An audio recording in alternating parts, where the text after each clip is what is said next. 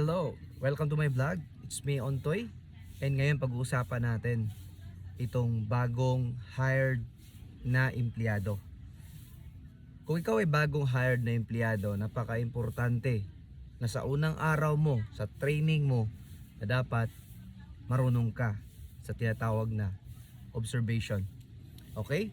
Dahil yung observation na yon ang susi upang matuto ka sa iyong mga ginagawa o sa task na ibibigay sa iyo ng may-ari ng kumpanya. So ngayon, gaano ba kaimportante na magaling kang mag-observe sa dapat mong magiging trabaho? Importante po yon dahil doon magbabase yung pag-hire mo or yung pagka-hire mo sa kumpanya. At yung mga trainer mo, doon sila magbe-base kung gaano kadali o kung gaano kabilis yung pag-pick up ng mga ipapagawa sa iyo.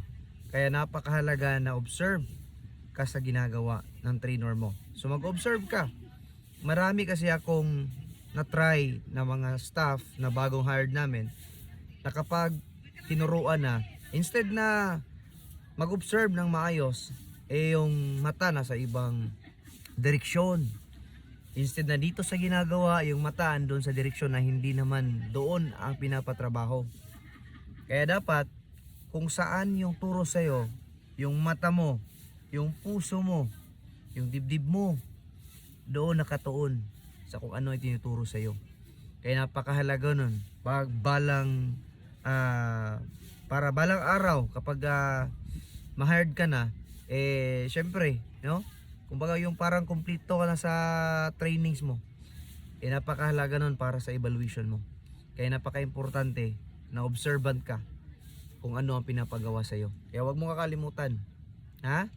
So, salute sa mga negosyante na marunong magturo sa kanilang mga bagong hired na staff.